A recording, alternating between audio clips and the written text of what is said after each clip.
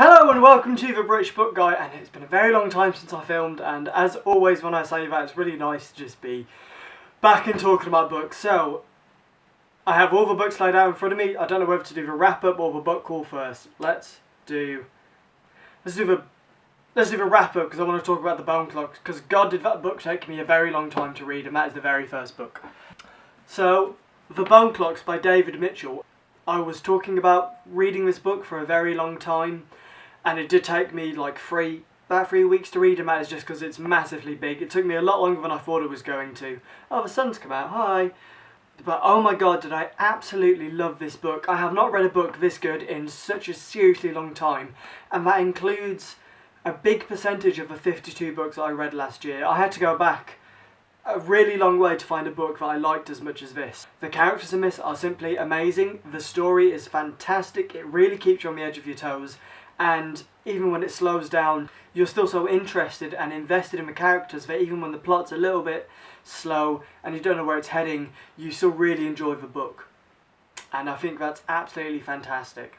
My only qualm with this is that it took a very long time to understand what was going on. It was kind of close to the end, I thought, where they finally told you what was happening and everything that was going on behind the scenes and to this character that you as the reader never quite understand. And then I wasn't very fond of the ending either. There was like 100 pages where I felt were a bit unnecessary to the plot. They finished off a character and they told you everything and they finished her arc, but you know, as far as the main central plot went, those last 100 pages weren't, I felt, incredibly necessary. A book that I bought this month, Siddhartha by Herman Hesse. I got this as a recommendation from a friend, and I just walked into Waterstones and it was there, kind of staring at me, so I was just like, yes. And this didn't take me more than a few days to read. It is tiny. As small as it looks, that is exactly how it is. I liked this book, it was a really good book. It was very similar to Paulo Coelho's The Alchemist, and Paulo Coelho does do the introduction to this, so they're very similar, very much in the same thread in you follow a fictional character as they learn life lessons, and hopefully that you as the reader take on those life lessons, I guess. And there's definitely a lot to this that I felt was instructional and probably helpful, but I don't know if I was meant to come away from this feeling different and changed. You probably are, I wasn't. It was a good read, I did enjoy it, it was very insightful, and for the most part it was very interesting just to see kind of how he changed and how his character evolved and what kind of how that would mean to you as the reader, I guess. Yeah. I only read 4 books and this is the 3rd, so that's like better than some months, to be fair. It shouldn't be, 4 books is kind of bad, but... Getting around to The Sea of Monsters, the 2nd instalment in the Percy Jackson series by Rick Riordan.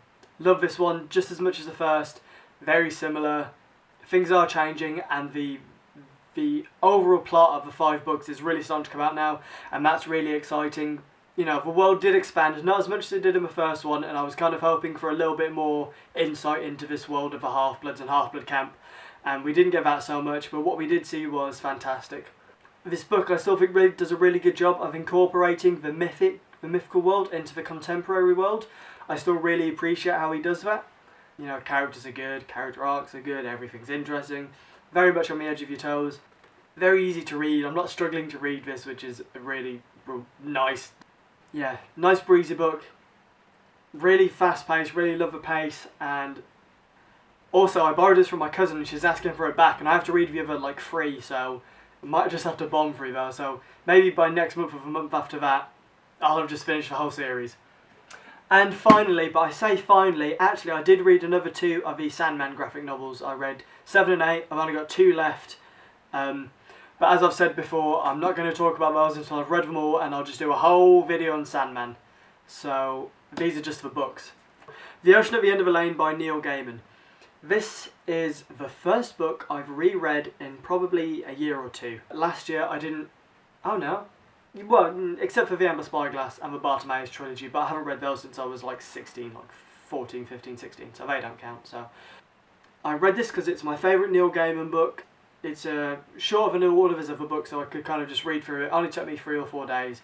And on a reread, kind of knowing where the story was going, I absolutely loved it, and I loved it even more. But I still get that feeling that there's a lot more going on that I'm not seeing, that I really want to know, And I absolutely applaud Neil Gaiman because every single one of his books is like that. You get this hint that there's something else going on that you as the reader will never know about. There's more depth to this world than Neil Gaiman is letting on.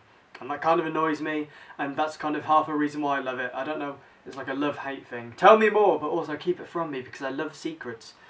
But yeah, this is just a genius of a book. Master storytelling. He is a fantastic writer. Another big reason I read this was because just to kind of see how my writing was coming along, because I've shifted stories.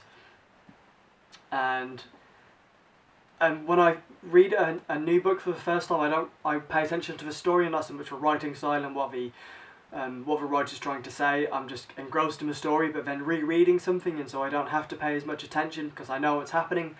I can kind of take more from it as a writer, so I can learn more, pay more attention to the writing style and the pace and how he does it and how it's kind of set up and then delivered to the audience. So, and because Neil Gaiman is such a fantastic writer, he's a really good author to learn from, and because my second novel, The Old Gods, was massively inspired by this and American Gods. But not in the ways you think. I did not rip off the idea of American Gods. Do not think that. I know every time I say, oh, my gods are based off those gods, they're not. It's not at all. Do not think that. I'll tell you more about The Old Gods at some point in the future. Probably never. Oh, I've digressed now. I've forgotten where I was. But yeah, fuck it. I loved it. Fantastic reread. Love Letty Hempstock. The main character doesn't have a name. Does he have a name? I just realised he doesn't have a name. That's because his name is Neil Gaiman. This is autobiographical, obviously. So that is my reading wrap up for February. Let's see, this month, is it going to be a good month? I'm going to finish Sandman this month, so hopefully that video of all the whole 10 of them will be out at the end of this month, circa the end of the month after that, because I'm very bad at this and I'm trying to keep up and I'm doing so badly. So yeah, we'll finish it there. I hope you liked this video. Leave a like if you did. Don't forget to subscribe, and I will see you next video. Gotta sing my outro. Ooh, ooh.